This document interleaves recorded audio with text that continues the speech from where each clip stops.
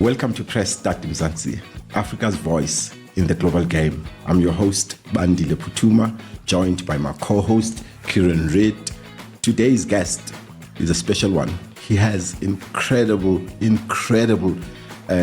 experience, background in journalism, media, and communications, with more than 2 decades of experience, if I'm not mistaken. And this is the man who has been doing a lot with that experience to make sure that he plays an important role in terms of transport mobility in the country. He is the Senior Executive Manager at Gautrain, and he's the Senior Executive Manager of Communications and Marketing at Gautrain Management Agency. Please join us in welcoming Mr. Albi Modise. Welcome, sir. Yeah, thank you so much. And Albi, really, it's an honor to have you. So thanks for joining us. I appreciate the opportunity. Yeah. Thank you so much. Yep.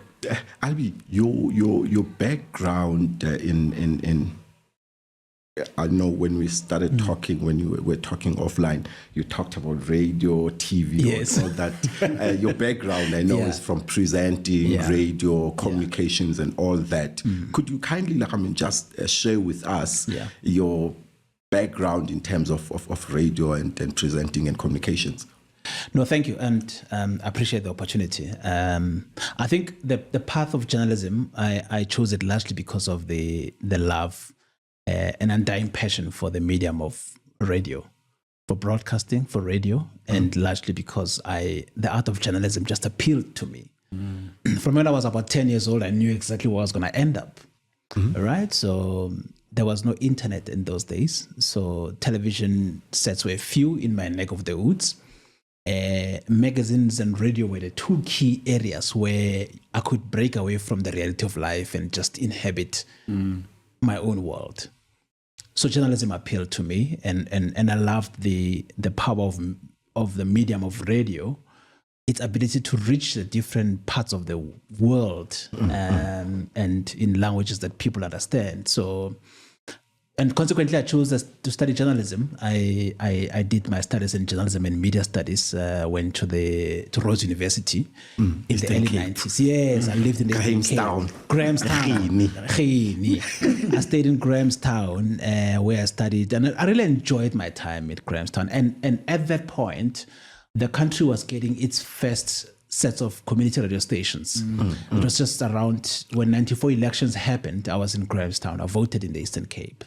So when the Independent Broadcast Authority was established to license broadcasting in South Africa, the first sets of stations that are licensed were community radio stations, and our campus station, Rhodes Music Radio, happened to be one of the first to receive that license. And I was part of the team that really set up the station under the new broadcast dispensation. It was a fantastic time. And of course, after varsity, did a bit of work with the SABC. Actually, during my time at varsity, I used to write bulletins for the SABC, radio news for Metro FM.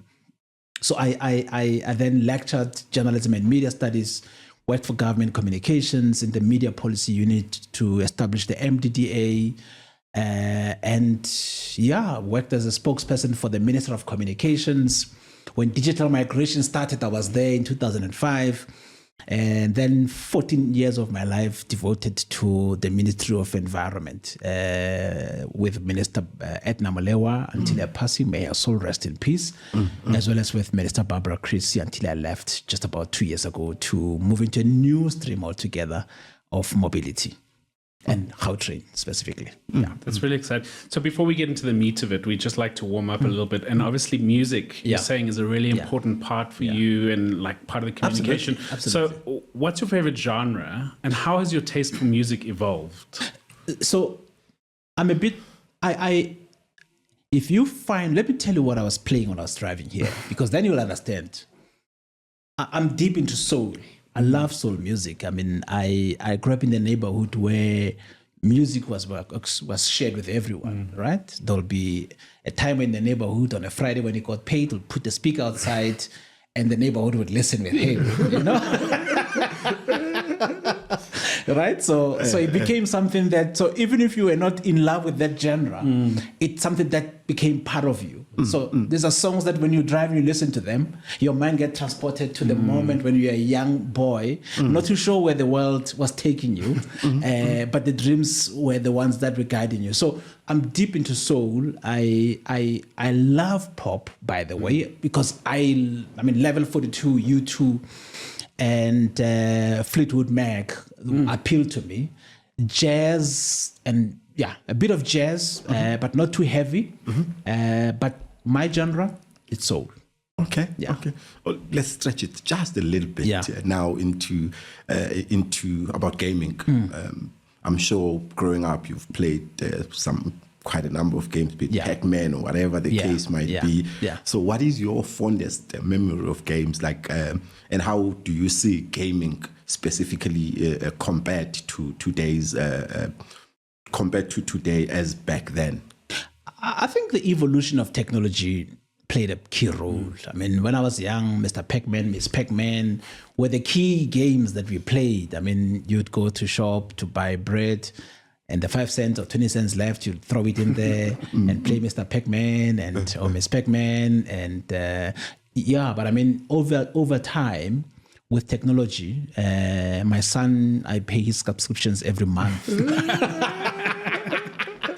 And there's a lot of them. There's a lot of them, yeah. So it's a different world because he plays his games from his bedroom with his friends wherever they are, connecting virtually.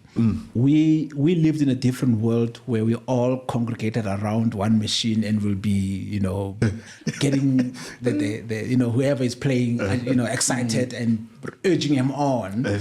And all of that. The evolution of technology has really changed how things are done. Yeah, just before we go on, I saw there was an 8-year-old that we were around recently, and he was playing like 2 or 3 games at the same time. He had his Switch there, and he was playing, and he was playing on his mother's phone. And it's fascinating how. And the one thing I'm a little bit sad about is that community role has shifted a little bit to an online community versus like we're playing here together. True. And I think that's where the world is. I mean, I say to my kids, I had friends, proper friends growing up.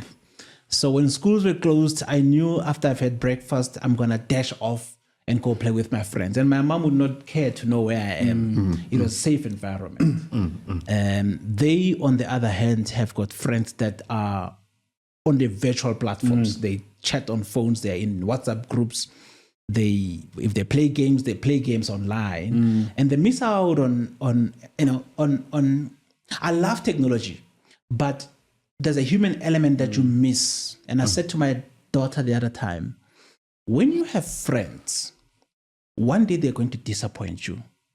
And when they disappoint you, either you're supposed to meet somewhere and they decide to go with the other friends and exclude you. There's a lesson you learn from that. Your lesson that you learn is that not everything will go your way, right? Later in life, when you're older, when you get disappointed, life would have prepared you for the battles ahead.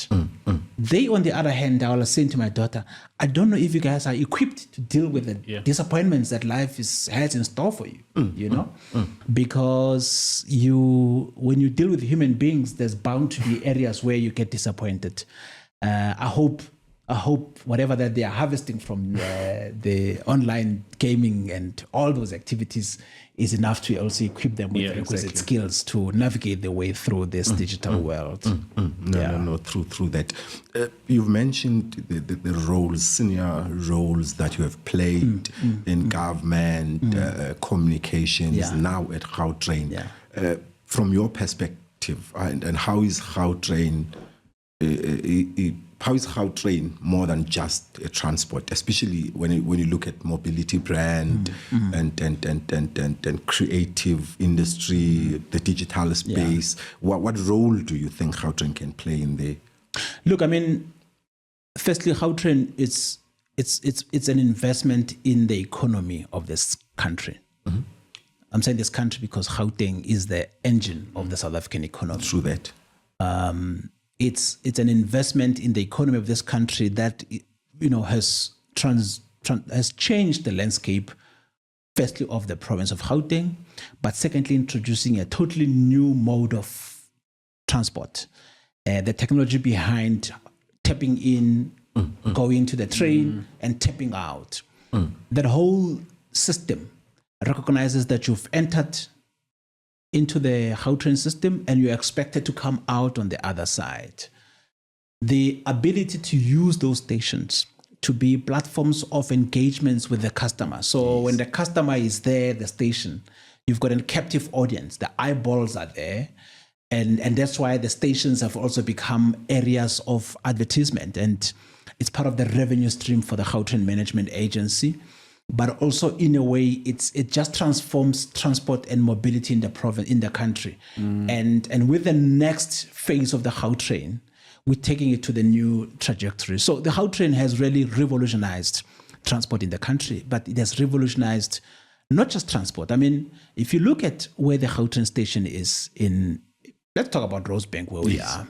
The developments around it are dependent on the station. 100%. So the malls and everything around here, it hinges on the station being close by, right? So even when someone lands at OR Tambo, coming here for the G20, and they're booked in Rosebank, they know by the time they get off the station, the hotels are a walking distance from the station. So it's more than just transport. It's about integrating transport into economic growth, but also ensuring that whenever people go to areas of employment, areas of leisure and pleasure, we're part of the journey. So, I mean, clearly in your work previously and now with Gautrain, innovation is really important. So what kind of role do you see creative platforms, digital storytelling, gaming forming for a company like Gautrain? Look, I mean, one of the key areas that when I got to Gautrain was that we need to explore the gaming option. So imagine it's a game where the train becomes part of the activities that, either the train is racing with a helicopter and all of those elements. And that's what would sell, and that's what would appeal to young people. The same way that we did when we were young. I mean, my father would buy me small Coca-Cola trucks, and I had nice trucks so I had a whole congregation of cars, like Coca-Cola trucks, and all of that. So, and it gave me such a sense of I owned this system. So the gaming is an area that we also need to look at in terms of the how we use the Gautrain brand in getting young people excited about it, and that's how you deal with them at that. That's how you win them over at that very embryonic stage. But of course, technology and innovation are key, not just only in terms of platforms of engagement and communication, but also an enabler for the customers, the ability to use one system where you can go online and choose an Uber and also add a Gautrain on the system and the last Uber to pick you up. So from here to the station, there's a mode of transport to pick me up from the station to wherever I'm going. If it's in Sandton, when I get off in Sandton, my next transport is waiting for me. That integration of services is at the heart of the customers now. They're looking for innovation. They're looking for simplicity. Yeah. Simplify their lives. They will gladly come back to you. And it's a kind of future and a type of dispensation that we're looking at as well as a Gautrain Management Agency, specifically because we know that our customers, they like convenience. And if the customers are looking for convenience, it's dependent on us to make it available to them. And technology enables that. Yes, 100%. Yeah. So if you were, as Gautrain, of course, you were to capture the imagination of the next generation, what do you think that would look like? Yeah. So we have accepted that the travel patterns in South Africa have changed. Not only that, but that there's a growing number of young people that use the Gautrain system. So, for an example, recently you would have seen how we partnered with the organizers of Scorpion King in Pretoria. I saw. And how young people really gladly accepted and embraced that concept of leaving Rosebank hopping onto the system all the way to Pretoria Station, and from Pretoria Station get into the Prasa network to drop them off immediately at the station, at the stadium rather. And in doing that, it's to appeal to the young people to show them that mobility can be enabled when we all, and because young people like a system that makes life so much easier for them. And therefore, in doing that, in making their life easy when they go to, firstly, to school, we have products for students, for an example. The university students have got a 50% discount. Yeah, I saw. That's very nice, actually. Right? I saw it. And we've got products for learners as well, 50% rebate for them. And so we've got those products that cater for them, but we also are actively working on a number of initiatives with the different concert organizers. And ours is an intention to, firstly, appeal to the young audience, but secondly, to integrate our work with the work of the Gautrain Tourism Authority, because tourism needs mobility. And if we work collaboratively with the Tourism Authority, the customer, the user of the system, the tourists are the ones who stand to benefit. But yes, of course, young people are key in terms of the target market we're looking at. And that's why for us, the integration of those services on an app is quite key in ensuring that we make their lives easy, but also so that from a safety point of view, it helps for the parents who may want to track where the kids might be in terms of safety and security, because we live in a country where security and safety becomes a key consideration. Very important. When people choose a mode of transport. Yeah, I have to say, I used to be a lecturer at WITS. And the number of students who are coming from Pretoria, just the kind of change that's provided, that I want to go to study at WITS, and it's right there, right? Absolutely. Just because, and it's so close, Park Station is so close, it becomes such a convenient and powerful tool for really uplifting. Absolutely. From an education perspective, and the young people going like, the Gautrain's how I get around. It's how it's my life functions around this thing. And that's why the 50% rebate, because we looked at it and said, so initially it used to be 30%, right? So in May this year, we looked at it and said, how do we make mobility easier for the students? And that's when we moved it to 50% rebate. And it's such a huge relief to students, because they don't have to worry about how they move from LX to Bram, or from Centurion to Bram, or from Pretoria Central to Bram. That is enabled. And especially the problem that we currently face as a country when it comes to student accommodation. Absolutely. For instance, now kids don't have to move from Pretoria and come and live in Joburg, because generally across the country there's a problem when it comes to student accommodation. So earlier you touched on storytelling, and gaming now is one of the most powerful platforms for storytelling. And how do you see its potential in terms of influencing the culture, inspire creativity, and connect with the youth? No, I mean, it's at the end of the day, it's also about how you integrate the local content into it, right? So it's storytelling in the modern day age of fourth industrial revolution happens in a different space. So in the late Stone Age and the years thereafter, around the fire and all of that, at least until my early years in this world. That's how we all congregated and we shared ideas, and dreams were shared around the fire.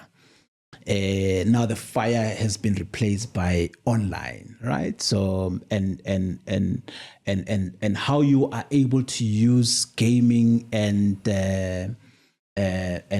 digital platforms to share the stories of that appeal to young people, right? So even when it comes to the Gautrain, for an example, how we're able to use the fourth industrial revolution to really simplify, because one of the biggest challenges we face, for an example, is how, for a person who comes from outside of Gauteng, how do you access the system? Where do you go? How do you get a card? I mean, how do you navigate your way in and all of that? If you simplify it in a manner that makes it easy to understand, allowing the use of gaming and all of those elements into getting the story told, because that's how most or some of the customers would want to really get the story told in terms of the system. But also in the bigger scheme of things, how you would want a brand that aligns with the views of the customers, but also the views of those that it also wants to attract to itself. And Gautrain has been an evolving brand. I mean, a 15-year-old brand that continues to appeal to different generations, almost like how Michael Jackson's music is, I mean, Michael Jackson's music defies age. It doesn't really matter. You can find a 10-year-old singing to Michael Jackson's song. And this song would have been released long before the idea of this child would have crossed the parents' mind. The Gautrain is that type of a brand that has been able to identify with young people and has sought to engage with them on platforms in a manner that appeals to them, in a manner that they want to be communicated with. Because the evolution of communication has necessitated that as we move towards the new digital age, how do we best capture the minds, the hearts of the young people and the key stakeholders that we want to engage with? On that, I'm curious, has Gautrain done any work with music or film or gaming currently that's strengthened itself for locals and for tourists? We've done, I mean, this Saturday we were partnering with Tibo Touch and the replenishment concert in Centurion. A few weeks back, we were with Delicious, right? And in doing that, we always say to South Africans, we want to be a mobility that takes you to places of enjoyment as well, while we also understand you have to go to work. So the partnership with Delicious, the partnership with Scorpion King, the partnership with Replenishment Concert, all of those are some of the key areas that we would want to grow in terms of the leisure market. The leisure market is a big market. I mean, the tourism statistics will tell you there are more people that land at over Tambo. Some of them spend a bit of time in Gauteng. They might be heading somewhere to the Kruger, they might be heading to KZN, they might be heading to Cape Town, but this is where they start their journey. And as they land there, how do they get to their hotels and all of that? So we would want to be central to the decision making so that even if people are coming for concerts in Cape Town, that might not be happening in Gauteng.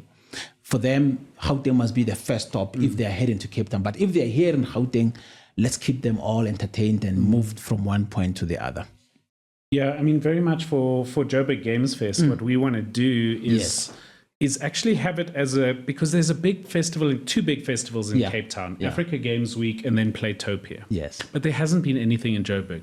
So we want it here and we want international guests to come, attend ours and then fly off to the Cape Town one, because obviously they feel comfortable there for whatever reason. But really we want to show them that we have a heart and a soul and kind of this fire around games, that we're really deep in it and that kind of stuff. And it's that first stop. It has to be. So Joburg Games Fest, we want to be the first stop of games. Come actually see how big our industry is and how important it is. So that rings really true. It's that first stop, right? Yeah, it is. Everyone sees it first. Yes. And that's why it's important that, and one appreciates the work that's done by the Tourism Authority, Gauteng Tourism Authority, in terms of making sure that the key areas of tourist attraction are kept uppermost in terms of the work that we do with different agencies across the world, working, of course, closely with SA Tourism.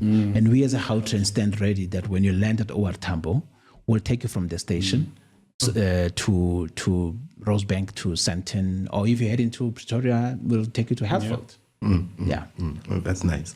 So you've navigated multiple industries across that is government, media, including academia, by the way. What are the lessons, that most important lesson, especially around leadership, that you have carried with you into now the Gautrain, or in your current position at Gautrain Management Agency? You should be willing to learn. I mean, I majored in broadcasting, and I can tell you, I used to use a reel-to-reel tape. I don't know if you guys are aware of it. Yeah. So the reel-to-reel tape, that's where I learned how to edit for a radio broadcast. And when I show this thing to my kids, they don't even know what the hell this is, right? So the ability to learn, technology evolves, and when it evolves, it introduces new ways of doing things, right? So the ability to learn, if you can unlearn old traits, please go ahead, do that. But I think also for me, it's more to align with the changes. So you would, I mean, one of the reasons why there was a time when everyone had a BlackBerry, and every household had a BlackBerry charger.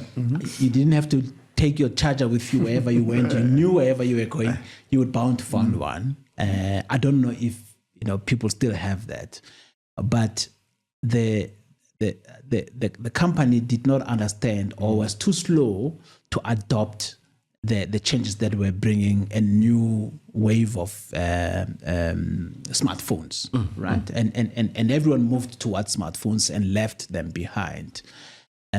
So the changes in terms of technology have in all instances been nudging us and saying to us, we need to embrace. So one of the things I've learned has always been that you need to understand the changes. And I think it's because one of my fears has always been that they are irrelevant to this economy, right? So, I mean, it scares me to think I could be irrelevant to this economy, that the skill sets I have might be seen as belonging to the 1980s. Yes. And that's why it's important for me to always keep myself updated and relevant to the economy as we change from industrial to the fourth industrial. Before you come in, Kieran, there's something that you and Albi touched on around the events, festivals, the gaming festivals that happen in and around the country and outside the country. I'm not sure if you follow the gaming industry. Yeah. One thing that we are trying to also achieve out of what we are doing, we want to educate the public. We want to promote the gaming industry. Yes. We want people like you, especially people like you who have the media, communications, journalism background. They're very important to us in terms of supporting this industry. I'm not sure if you follow the gaming industry. There is an event that happens once every year in Germany called Gamescom. It's a big event, and everyone rallies around that event. And Africa is not represented. It's plus minus 2,000 countries that participate in that event. South Africa, Africa actually is not represented there. Yeah. We would love to have something like that where South African government send people there, and we are trying to build the same in South Africa. The next coming event in South Africa is Joburg Games Fest, which is we just started that one last year. It's very small, but we want to build it and compete at that level. It's happening on the 11th of October. Then there's another one that is happening, which has been running for quite some time, Africa Games Week. We want government, people like you, it's a plea, we want to use you guys as evangelists, help us spread the word, the word around these events that are happening around the country, especially the gaming industry. So there's a lot actually that everyone can benefit out of it. Absolutely.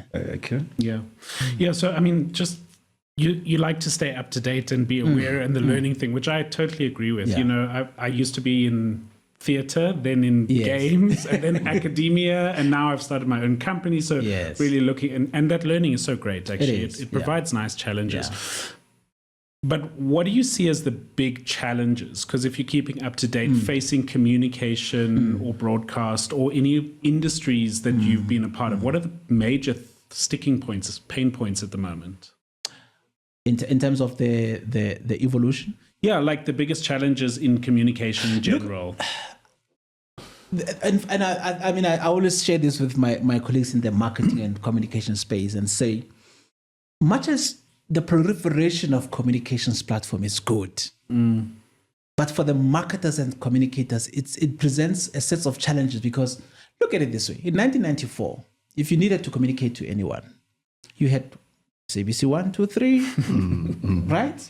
So you could easily spread your budget thinly to those platforms.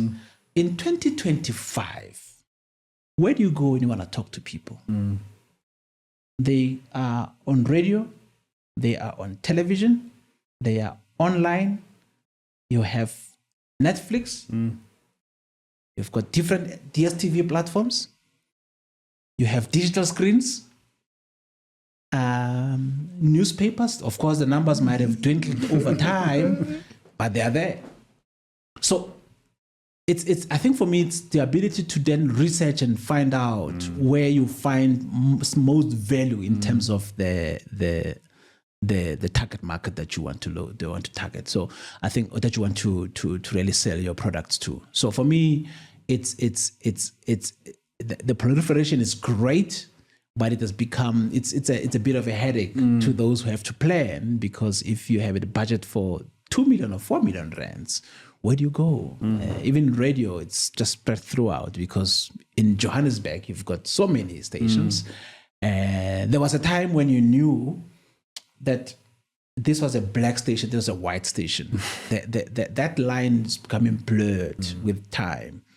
And which is great, but it makes the job of those in that space difficult, because it means research has to guide you, and it which is great, because then it brings science into the work that's been done, because it's not just based on some thumbsuck that you're gonna put this thing on DSTV, that it's based on the numbers that you're going to reach, but also the ability to appeal to the numbers. But I think also just the changes in terms of, I mean, the biggest challenge is also to nation states, because when DSTV went to complain to the Competition Commission and argued that its market share has been eroded by Netflix, while they as multi-choice have to pay tax and have to pay rent and have to pay staff and have to do all the things that any local broadcaster has to do and abide by the broadcasting regulations around local content, around ownership and all of that.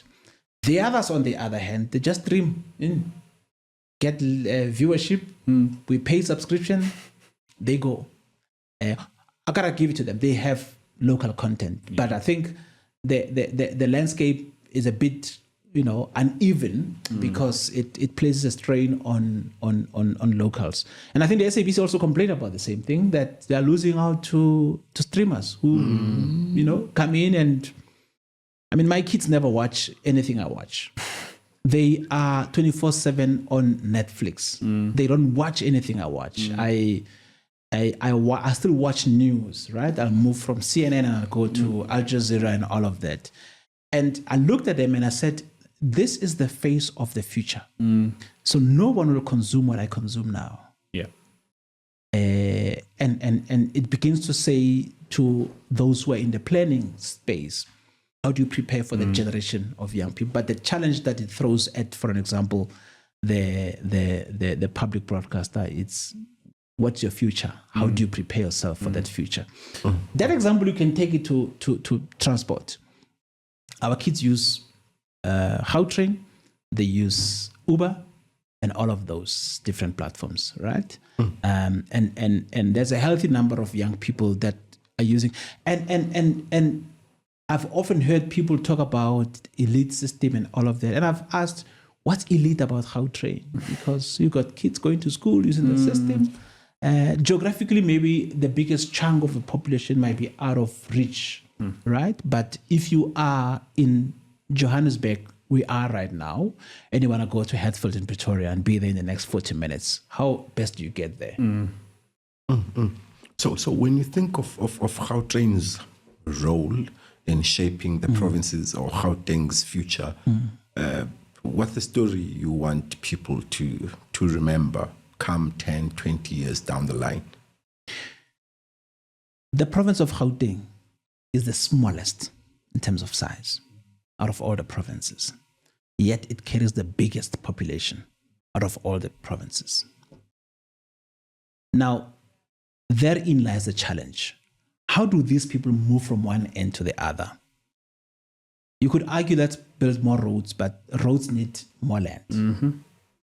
And rail has been identified as a key in terms of mobility.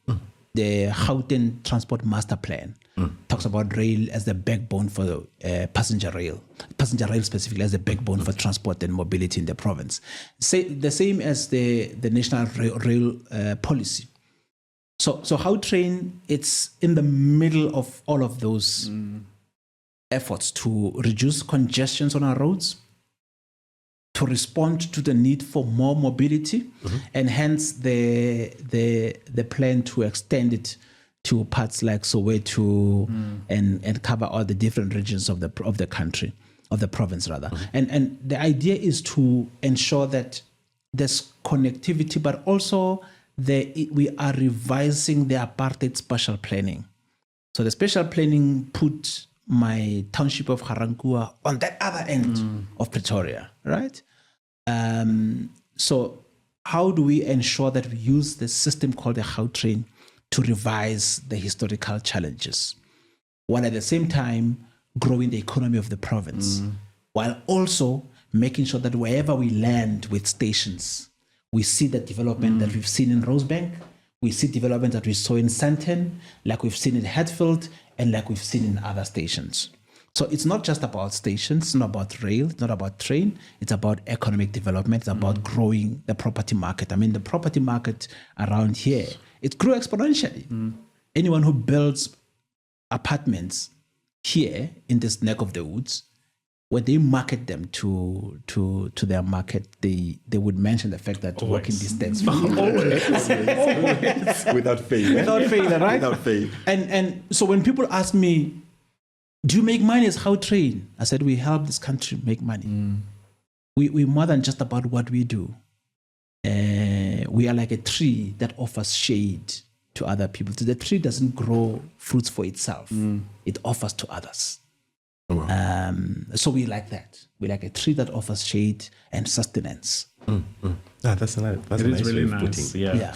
And also, it's so fascinating that you're saying the kind of like futures rail, because if we look at the history, 1800s railway defined the whole Western world, defined South Africa, and everything was defined by rail. It's so interesting that we're actually returning to it after congestion and so much. Absolutely. We're going like, actually, we had this solution. It was simple. It was effective. Maybe we should return to it, but modernize and faster. And the idea is to modernize it because we had rail in South Africa, but when I'm home in Ga-Rankuwa, the rail network is outside of the township. So whereas what we have done with Gautrain is to say, if you're in Rosebank, you don't have to take any transport to get there. We're going to find us waiting for you outside of the mall. And we'll make sure you get to where you're supposed to go. So if we integrate rail in where communities are and where economic activities are, or even in areas where we expect that in the next 5-10 years, there'll be economic boom in the area. Sometimes you go in first and then everyone else crowd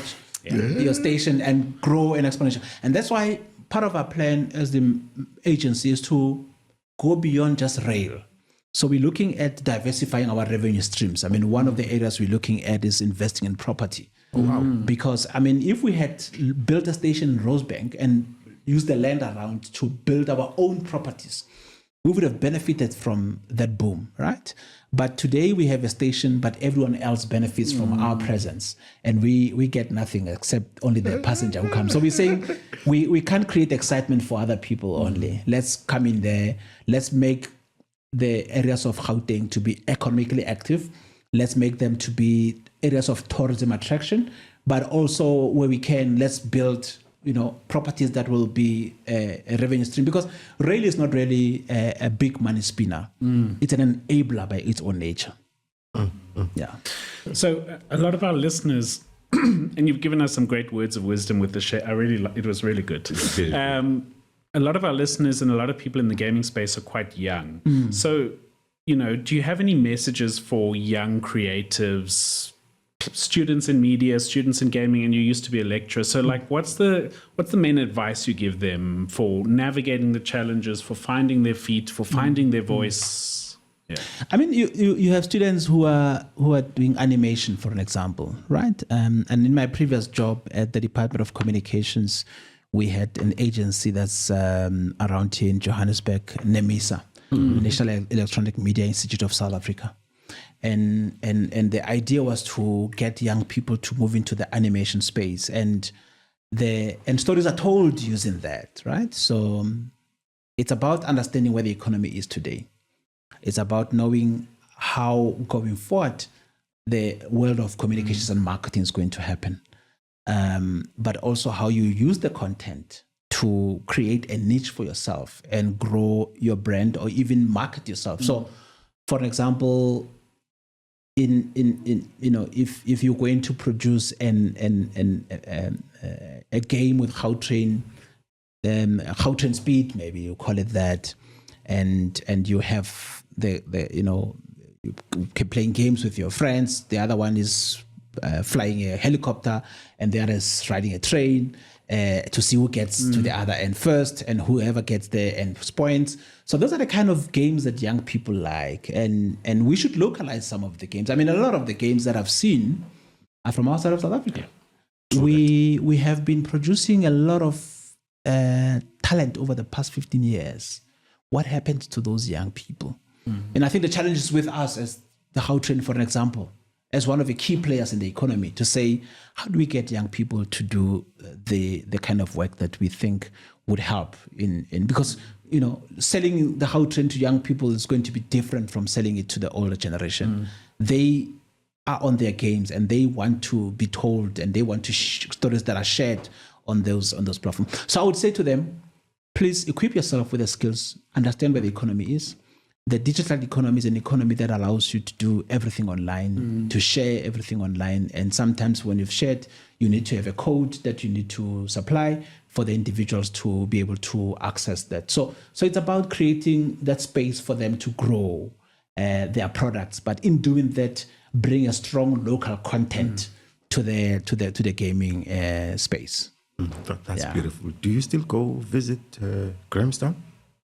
I was in Grahamstown the last time. Oh, I'm sure you went to, what do you call it, the festival that happens in Grahamstown? The Grahamstown Arts Festival. I'm sure that's I went there. That's the only time you go there. That's the only time, yeah. And I must tell you, I found my strengths and my weaknesses when I was on campus. It was a world away from home. And I was actually saying to my son that when you are away from home and you come from Pretoria and you know that the home is far away, you tend to miss your home more because it's somehow because you know you can't see them, right? But you find the ability to understand that what you came here for, it's much stronger than anything else, right? So I had a great time. Of course, I did my first radio show on campus at that time, early morning, 1 to 4.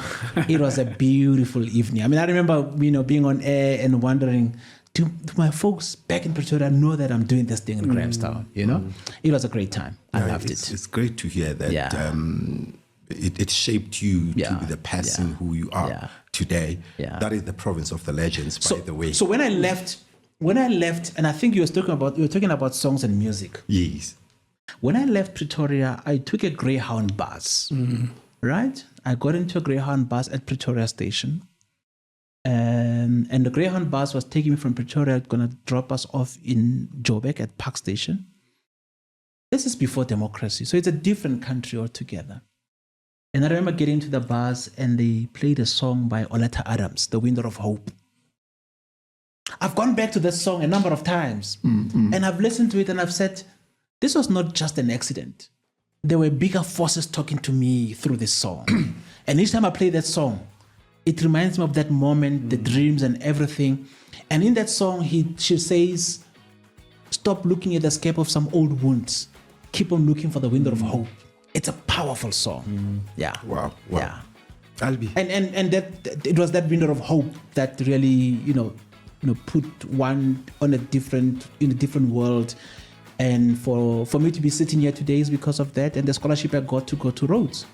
Yeah. Maybe we must find a way how we make sure you give back to that place that made you the person you are today. One way or the other, we should think about it. Great. Albi, thank you very much for sharing your journey with us and your vision. We really appreciate it. It's been a pleasure. And we really hope that from this, we're going to build a relationship with Gautrain and the community around Gautrain going forward. It's been a pleasure. Thank you very much. Until next time, we Fantastic. appreciate it. Thank you. Thank you, guys. Thank you. Thank you. Thank you. Thanks.